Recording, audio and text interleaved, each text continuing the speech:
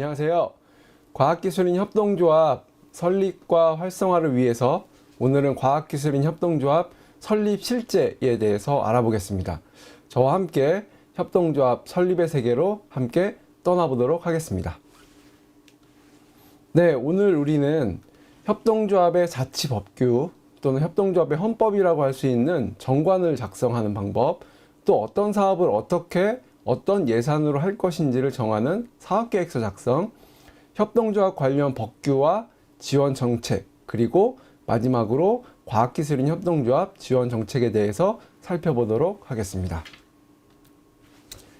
첫 번째 주제로 협동조합 정관 작성입니다. 보시는 표는 일반적인 협동조합 설립 절차를 요약해서 보여주고 있는데요. 두 번째 절차가 바로 정관의 작성입니다. 정관? 정관이 뭘까요?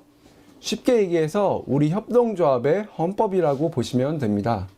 우리 협동조합은 목적이 무엇이고, 조합원은 누구이고, 사업은 어떻게 하고, 이사회의 구성, 총회, 해산 등과 같은 아주 중요한 사항들이 있습니다. 이 중요한 사항을 자치법규처럼 미리 정해놓는 것이죠. 협동을 잘하기 위해서는 서로 합의한 기준과 규칙이 필요한데 그게 바로 정관입니다. 서로 합의한 기준과 규칙에는 정관 외에도 규약, 규정 등 다양한 문서가 있지만 최상위 기준은 정관이라고 볼 수 있고요. 그래서 협동조합 기본법에도 정관에는 이러이러한 항목으로 있어야 한다라고 법으로 딱 못 박아두고 있습니다. 네, 보시는 내용이 바로 정관의 필수로 포함되는 사업이고요. 조합원과 직원에 대한 상담, 교육훈련 및 정보 제공 사업, 협동조합 간 협력을 위한 사업, 협동조합의 홍보 및 지역사회를 위한 사업, 이것은 모든 협동조합이 필수로 해야 되는 사업이라고 그 협동조합 기본법에 명시가 되어 있습니다. 실제로는 그 협동조합 지원센터 등이 각 지역에 있는데요. 통해서 협동조합 표준정관을 내려받아서 그것을 기초로 하시는 게 가장 좀 편리한 방법이고요. 정관을 한 문항 한 문항씩 꼼꼼하게 살피고 우리 협동조합에 맞게 수정을 하는 작업이 필요합니다. 제가 실무를 하다 보니까 표준정관에 있는 내용을 거의 고치지 않고 하시는 경우가 종종 있는데요. 이런 경우에 나중에 문제가 발생할 가능성이 높습니다. 왜냐하면 헌법을 제대로 살펴보지 않고 조합원과 같이 이야기를 나누지 않았기 때문에 나중에 정관에 어떻게 되어 있는지 보자라고 할 때 꼭 그 내용이 없거나 아니면 우리와 맞지 않게 되어 있는 경우가 있습니다. 그런 실수를 하지 않기 위해서는 먼저 정관 작성에 굉장한 노력과 시간을 조합원들과 함께 드리는 것이 꼭 필요한 과정이라고 볼 수 있습니다.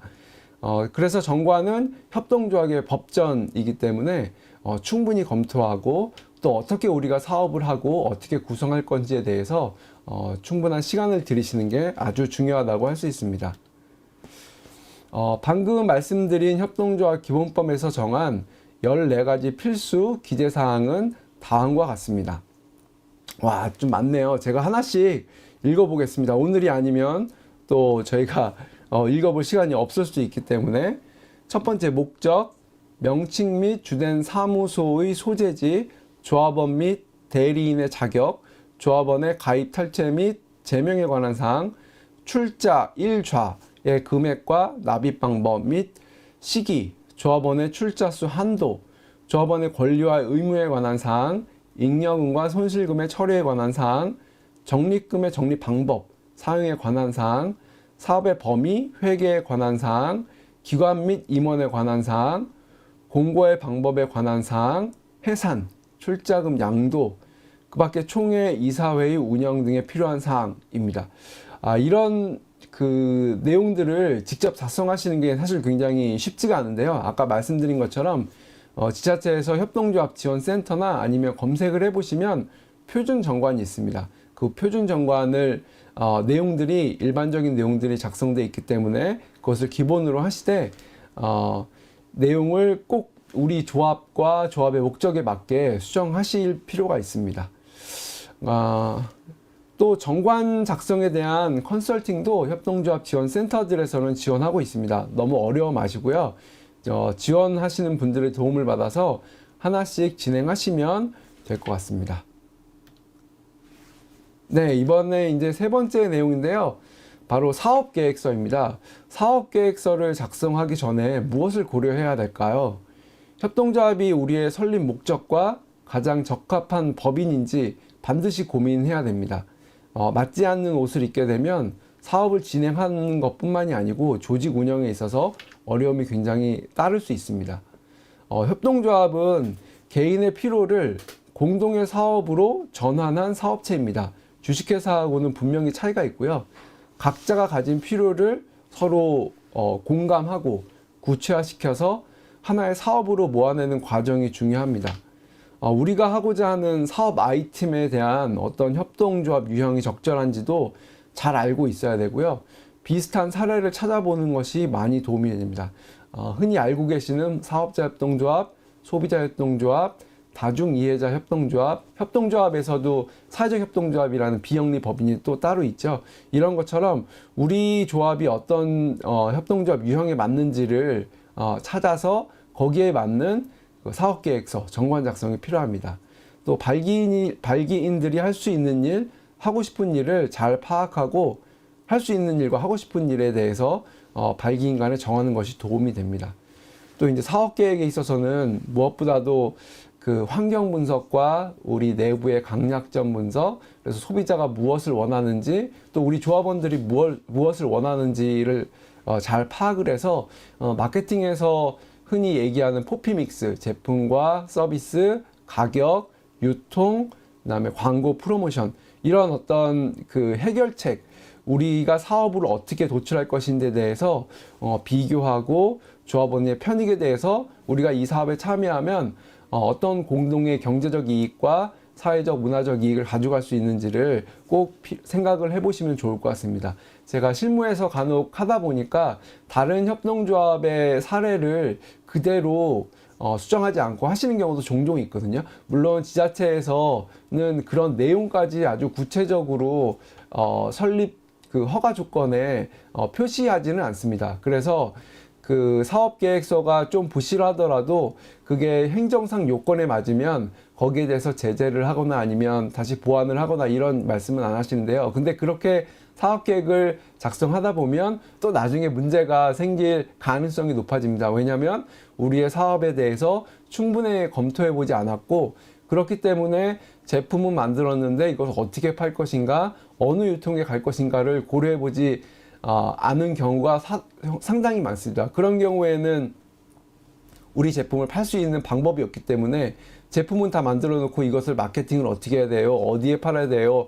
하는 말씀들을 많이 하시는데, 그런 질문들을 한다는 거는 처음에 환경 분석과 우리의 강점, 그 다음에 어디에 팔아야 될지를 충분히 고민하지 못했다는 증거일 수도 있습니다. 그래서 이 사업계획서 단계도 꼼꼼하게 살펴보시기를 꼭 권해드립니다. 네, 사업계획서 작성 순서, 절차를 살펴보겠습니다. 사업 내용에 맞는 전체적인 목차를 이제 구성을 하고요. 전체 제품 내용, 서비스의 흐름, 사업 모델 등에 관한 자료를 점검을 하고, 양식이 정해진 경우에는 작성에 필요한 내용을 확인하시면 되겠습니다. 그 다음에 시장, 그 다음에 기술, 경쟁사 등의 동향, 또 특징, 이런 것들을 조사를 하고요.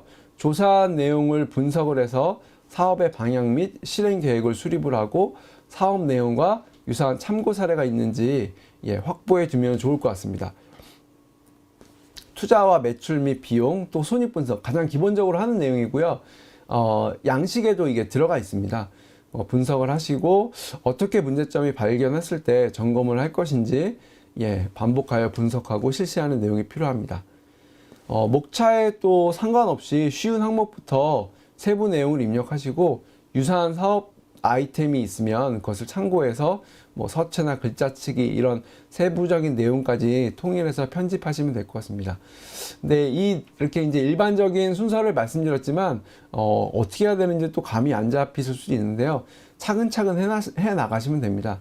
우리 사업에 맞는 사업계획서를 작성할 수 있도록 먼저 이제 자료부터 준비해 보시고요.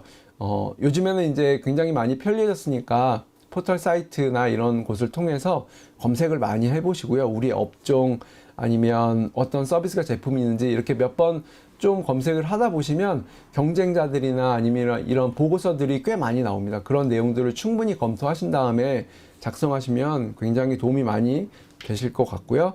다른 사업 내용을 단순하게 편집하는 것은 물론 이제 인가 받는 데는 큰 어려움이 없을 수도 있지만 나중에 실제로 사업할 때는 큰 도움이 안 됩니다. 그래서 실제적으로 노력을 많이 하시면 좋을 것 같습니다.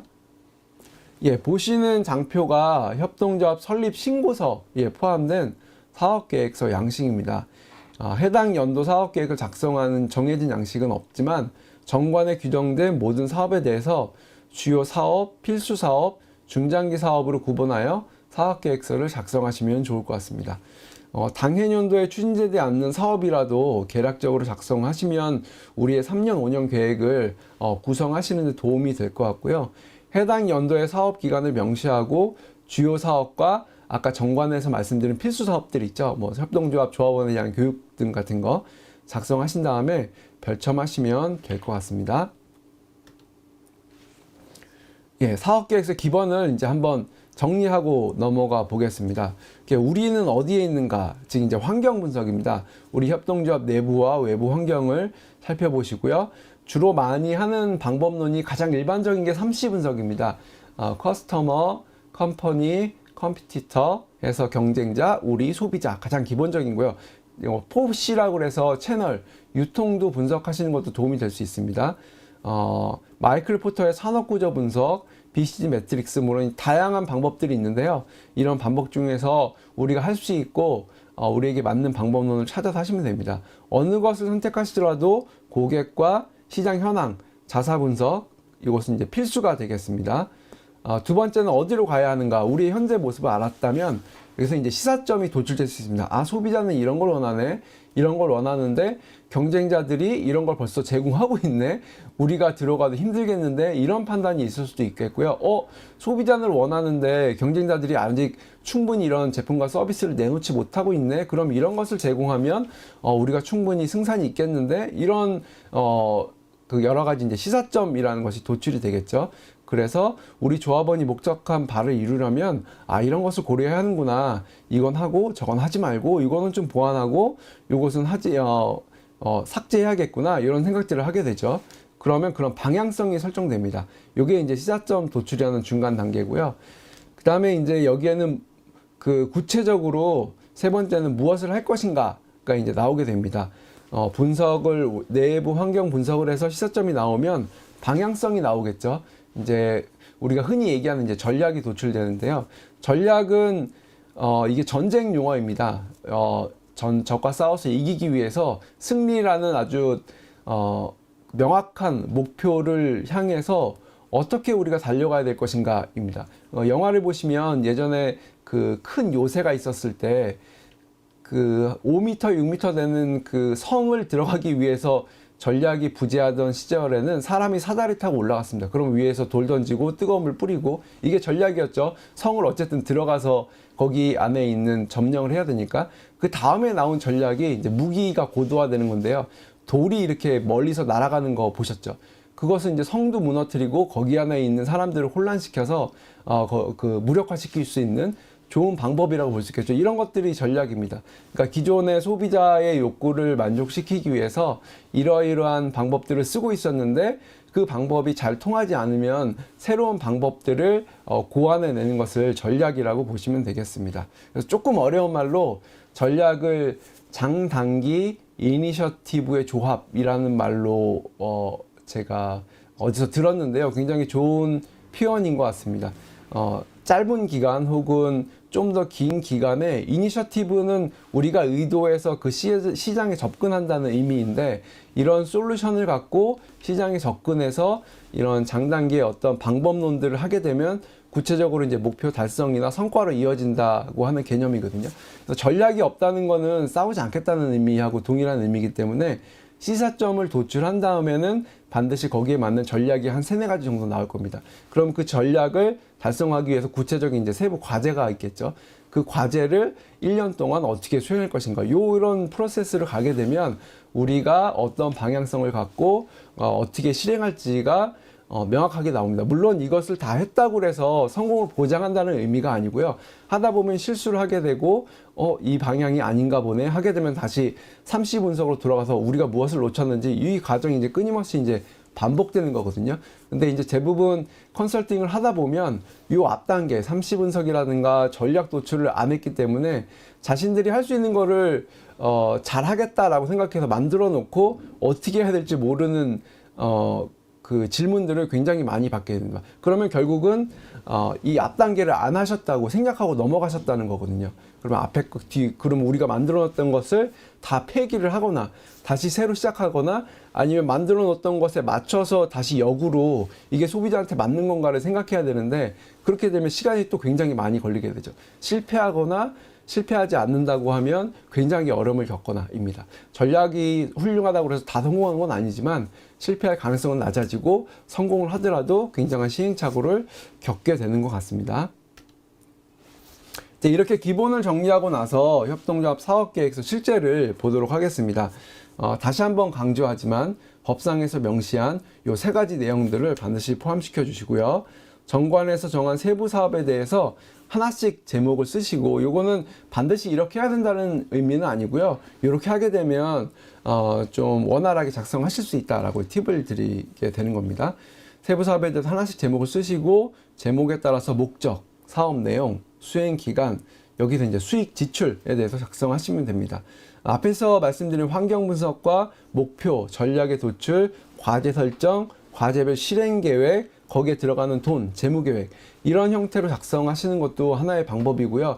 일반적으로 기업 실무에서는 이런 방법들을 훨씬 더 많이 사용하게 됩니다. 제가 봤을 때는 논리적인 흐름에 따라서 이런 방법들이 여러 가지 방법들이 있지만 대부분 그 지향하는 많이 쓰고 있는 실무에서 쓰고 있는 방법이라고 말씀드릴 수 있겠습니다. 그렇게 이제 다 작성을 하셨다. 그 다음에는 한번 이렇게 다시 점검해 보시기 바랍니다. 두 가지 관점인데요. 일관성과 논리성입니다. 정관에 명시한 목적과 사업 내용이 주된 사업 내용하고 해당 해결 솔루션, 비즈니스 모델과 일관되게 논리적으로 말이 되는지, 납득이 되는지 제3자 입장에서 살펴보시기 바랍니다. 만약에 발기인들이나 아니면 그 조합원분들이 요거를 하셨다 그러면 조합원분들의 지인이거나 아니면 감사가 되시는 어떤 이런 제3자 좀 감독할 수 있는 분들에게 한번 보여드려서 이게 말이 됩니까? 라고 한번 물어보시는 것도 좋은 방법일 수 있을 것 같습니다. 이해관계자들, 참여하시는 분들한테 회람을 해서 수정 보완하는 방법도 좋습니다. 우리는 맞다고 생각하는데 실제로 소비자가 되시는 분들, 이것을 이용하는 조합원분들이 이건 좀 아닌 것 같다라고 하면 그 과정을 거치면 거칠수록 사업계획서의 완성도는 높아지고 우리 조합이 성공할 가능성은 높아집니다. 이게 너무나 일반적인 이야기인데 유럽에서 협동조합은 최소한 뭐 3년, 5년, 7년 이렇게 이제 만나서 밥 먹는 것부터 시작을 해서 천천히 이렇게 준비해 나가는데 사실 이제 저희 나라의 환경은 그런 방법하고는 조금 다르게 가는 것 같습니다. 정부에서 지원 정책이 워낙 잘 돼 있으니까 그런 지원 사업을 통해서 하게 되면 지원 사업이 요구하는 그 일정이 있습니다. 빠르면 3개월, 5개월, 7개월 내에 이런 여러 가지 이제 지원을 통해서 협동조합을 설립할 수 있도록 이제 일정을 타이트하게 관리하기 때문에 1년도 안 되는 기간에 이런 내용들을 다 정리하기가 사실은 쉽지가 않은데 그러다 보니까 이제 여러 과정 꼭 거쳐야 되는 내용들을 스킵하고 빼먹고 넘어가게 됩니다. 그래서 그렇게 해서 사업을 해서 잘 되는 경우도 있지만 그렇지 않은 경우도 또 많은 게 좀 아쉬운 점이라고 할 수 있습니다. 반드시 거쳐야 되는 과정을 그냥 넘어가면 나중에 시행착오를 해서 다시 확인해야 되니까 결과적으로 시간이 똑같이 더 걸릴 수도 있다는 점 좀 이렇게 잘 생각해 보시면 좋을 것 같습니다. 자, 세 번째 내용입니다. 여러분 스타벅스의 사이렌 오더 알고 계신가요? 네, 사용해 보셨나요? 네, 편리하시죠? 혹시 제일 반가워할 분들이 누구라고 생각하세요? 네, 바로 청각장애를 가진 분들입니다. 사이렌 오더가 없을 때는 직접 카운터에 가서 음료를 주문하는데 상당한 불편을 겪었다고 합니다. 그런데 사이렌 오더가 나오고 나서는 일반인과 거의 차이가 없이 그런 불편 없이 말끔하게 편하게 스타벅스에서 음료를 주문하신다고 합니다. 그래서 그런 이유는 과학기술이 사회 불평등과 불편을 해소하는 데 기여하고 또 사회적 가치를 실현하고 있는 하나의 사례인데요. 이런 걸 과학기술과 협동조합이 만나면 어떤 일이 일어날 것 같으세요? 앞서 말씀드린 것처럼 사회 문제를 해결할 수도 있고 사회적 약자, 또 취약계층에 계신 분들이 자신의 문제를 좀 더 적극적인 방식으로 해결할 수도 있습니다. 한 협동조합에서는 IT 기술을 보유한 장애인 조합원과 비장애인 조합원들이 함께 모여서 함께 일하면서 장애인에게 필요한 서비스를 개발해서 많은 도움을 주고 있다고 합니다. 바로 당사자 조직 혹은 다중 이해자 관계자가 모인 협동조합의 형태여서요. 과학기술로 뭉쳐서 자신들의 문제를 해결하고 있는 모델입니다. 또한 수익을 조합원이 나눠 가지지 않고 일부는 재투자해서 사회 서비스를 제공하면서 사회 안전망 구축에도 기여하고 있다고 합니다. 제가 예를 들어드린 그 시각장애인 이동 권리를 보장한다거나 아니면 친환경 스마트팜 확산, 베어프리 환경 구축 이런 것들은 다 이제 과학기술, IT 기술이 접목이 돼서 그 과학기술에 좀 소외되신 분들이 오히려 그 과학기술을 활용을 해서 훨씬 더 우리 삶을 좀 더 이제 삶의 질을 높이고 그런 사회 문제를 해결을 하면서 사회적 가치를 높이는 것들이 이 과학기술과 협동조합이 만나면 이런 시너지를 가질 수 있다는 여러 사례가 있다는 점을 한번 언급을 해드릴 수 있을 것 같습니다. 또한 과학기술을 활용해서 협동조합 운영의 효율성 혹은 생산성을 높일 수도 있습니다. 뭐 우리가 이제 코로나 시대를 겪었지만 온라인 회의를 통해서 회의를 한다던가 아니면 VR 온라인 콘텐츠를 활용해서 교육 과정을 그것을 대체를 해서 훨씬 더 그 비용을 절감한다든가 아니면 챗 GPT를 활용해서 콘텐츠를 제작한다든가 아니면 과학기술 공유로 협업을 할 수 있습니다. 예를 들면 땡땡 협동조합, 뭐 땡땡 과학기술인 협동조합 이렇게 이제 같이 모여서 그 프린팅을 3D 프린팅을 같이 한다든가 공동의 작업 공간을 만든다든가 아니면 이런 것들을 활용을 해서 훨씬 더 과학기술과 협동조합의 운영이 만나서 그 운영의 효율성과 높이고 협업을 통해서 생산성을 높일 수 있는 이런 사례들도 많이 발견되고 있습니다. 세 번째로 저희 협동조합 정부 지원 정책입니다. 왜 협동조합 기본법까지 제정을 하고 협동조합을 위해서 다양한 정책적 지원을 하고 있을까요? 바로 핵심은 일자리와 복지로 요약을 해볼 수 있겠습니다. 우리는 전 세계적으로 경제 침체와 저성장이 지속되는 고용이 없고 혹은 고용이 굉장히 낮고 낮은 성장의 일상화라는 저성장, 저투자, 저고용 시대에 살고 있습니다. 자동화, 무인화, 인공지능의 대중화로 일자리가 감소하는 것, 물론 새로운 일자리도 생겨나겠지만 팬데믹이나 기후위기 등 지금 우리가 경험하지 못했던 굉장히 여러 가지 일들을 저희가 경험하고 있는데요. 이런 것들의 피해를 입거나 소외되는 계층이 아쉽게도 취약계층이나 임시직, 여성 등의 일자리 등이 그런 피해를 더 많이 받고 있는 실정이고요. 가장 어려운 점은 일자리가 감소된다는 것입니다. 이러한 다양한 변화 앞에서 우리가 지금까지 해왔던 방법으로는 취업을 통해서 일자리를 창출하는 것이 한계를 드러내고 있습니다. 이에 대해서 대안으로 우리나라뿐만이 아니고 전 세계적으로 협동조합에 주목을 해왔습니다. 누구의 지시를 받아서 일하는 것이 아니고 자신들의 필요와 간절한 어떤 욕구를 해결하기 위해서 자발적으로 모인 결사체라고 표현을 하는데요. 작은 금액으로 창업이 가능하고 자신들의 사업을 지키고자 하는 열의를 통해서 높은 고용의 안정성을 보이고 있습니다. 협동조합의 제1의 성공 모델이었던 로치데일에서 했던 그 모델도 그 모델 자체가 그 고용한 사람들이 밀가루 대신 밀가루에다 이런 회분가루나 하여튼 먹지 못할 것을 섞어주면 이러면 안 되겠다라고 해서 자신들이 자발적으로 소비자 생활 협동조합이겠죠. 근로자들이 모여서 밀가루, 그 영국 사람들이 많이 먹는 설탕, 이런 기본 식자재들을 그 안전하게 그리고 싼 값에 공급하는 것을 시작했잖아요. 마찬가지로 협동조합의 기본 정신은 우리가 가진 문제의 이 간절함을 우리의 협동으로 해결하겠다는 것입니다. 이것이 없어지면 일반 기업하고 큰 차이가 없어지겠죠. 일자리와 복지라는 측면에서, 또 복지라는 측면에서 보면 공동육아 협동조합, 요양보호사가 직원으로 참여하는 사회적 협동조합처럼 아이들, 노인, 장애인, 또 다양한 취약계층을 위한 협동조합의 역할이 굉장히 크게 부각되고 있습니다. 정부의 국정과제 100개가 있는데 거기서 유일하게 포함된 그 사회적 경제에 관련된 서비스가 그 사회 서비스이고요. 그 사회 서비스는 이런 돌봄, 그 다음에 돌봄 중에서도 돌봄이 이제 영역이 굉장히 크니까요. 그 노인, 어르신, 아이들, 이런 여성들, 이런 분들의 이제 돌봄을 굉장히 큰 국정 과제로 선택을 하고 있습니다. 노인들이 자신의 돌봄 문제를 해결하기 위해서 만든 사회주택, 뭐 돌봄 서비스의 조합원으로 가입을 한다든지 이런 다양한 모델들이 협동조합 안에서는 지금 일어나고 있고요. 여기에 아까 말씀드린 것처럼 과학기술이 결합된다면 굉장히 효율성과 생산성을 높일 수 있을 것이라고 생각이 듭니다. 협동조합 정책 지원이 효과가 있었을까? 기대한 정책에 대해서 효용성이 있을까라고 이제 의구심을 가질 수 있겠지만 통계로 보면 효과가 있다고 말씀드릴 수 있을 것 같습니다. 협동조합 연도별 설립 추이를 보시면 지속적으로 증가하고 있는데 특히 이제 사회적 협동조합 수가 더 많이 증가함을 볼 수가 있고요.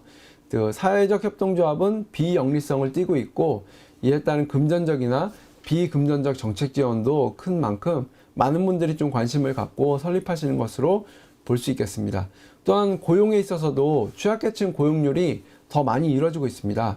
취업시장에서 경쟁력을 갖고 진입하기 어려운 다양한 분들이 자신들의 어려움을 협동조합을 통해서 극복해 나가는 이상적인 모습이 실제 통계로도 어느 정도 증명이 된다고 볼 수 있겠습니다. 법 제정 이후에 2012년 1월에 이제 협동조합 기본법이 제정이 되었는데요. 이 3년마다 그 기본 계획을 수립하고 있습니다. 제4차 협동조합 기본 계획에서는 지속 가능 발전의 주체로서 협동조합의 재도약이라는 슬로건으로 어떤 핵심 컨셉으로 이제 기본 계획을 수립하고 이제 진행하고 있는데요. 이 핵심은 앞에서 강조하는 것처럼 일자리와 지역사회 서비스를 통한 복지라는 키워드로 그대로 이어지고 있습니다. 그 전략으로 규모화를 설정했습니다. 이 규모화가 나온 이유는 좋은 협동조합 모델들이 있는데 대부분 영세합니다. 5인 이하의 매출액도 1억이 되지 않는 등. 그러면 이 좋은 모델을 확장하기 위해서는 소셜 프랜차이즈나 아니면 이런 모델이 이제 전국 지역에 각지 생겨서 이 모델들이 활성화가 돼야 이제 이 지속 가능성을 가질 수 있잖아요. 그래서 이제 규모화라는 키워드가 설정이 되었고요. 2012년 법 제정 이후에 많은 협동조합이 설립되었는데요. 실제 운영률은 조사를 해보면 항상 나오는 게 50% 내외입니다. 그래서 적은 출자금이나 소규모 인원들, 그 다음에 이사장만 활동하는 경우, 이런 것들이 이제 대표적인 협동조합에 대한 어떤 좀 안 좋은 인식들이라고 볼 수 있지만, 이런 영세성을 극복하기 위해서 많은 과제들을 우리가 안고 있지만, 결국 그 과제들을 통해서 규모화로 나아가야 하는 것을 이제 정부에서도 인식을 하고 있고, 이런 것들을 지원을 한다고 보시면 될 것 같습니다.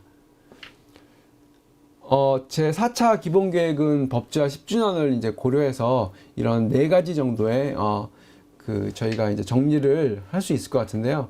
일자리 창출과 규모화, 또 협동조합 다움이라는 것은 협동조합이 자신의 영리의 조합원들의 이익만 취하는 것이 아니고 공동체 문제 해결을 기여하는데 사회적 가치 실현이라든가 이런 키워드를 말씀드릴 수 있을 것 같아요. 또 연대와 협력을 통해서 시너지를 이제 낸다는 지원 내실화, 그다음에 투명성, 효과를 창출할 수 있는 인프라를 재설계, 이런 것들이 이제 기본 계획들에 포함되어 있습니다. 자, 이제 그러면 협동조합을 위한 구체적인 정책 지원과 지원 사업, 공모 사업들은 어떻게 확인할 수 있을까요? 우리 정부는 아주 친절하게도 협동조합 창업과 주요 지원 사업을 통합해서 정리해주고 있습니다. 대표적으로 다음 2가지 자료를 꼭 확인해 보시기 바라겠습니다. 창업진흥원에서 발간하고 있는 통합공고 창업 지원 사업하고요. 한국사회적기업진흥원에서 발간하는 사회적 경제 주요 사업 안내입니다. 놓치지 마시고 꼭 한번 살펴보시기 바라겠습니다. 네, 과학기술인 협동조합 등록에 대해서 마지막으로 안내 드리고 마무리하도록 하겠습니다. 우선 기준을 확인해 주시기 바랍니다. 총 조합원 중에서 이공계 인력이 50% 이상 또는 5인 이상인지, 사업 내용이 과학기술, 과학교육, 연구개발 등 과학기술 관련 분야인지를 확인해 주시고요.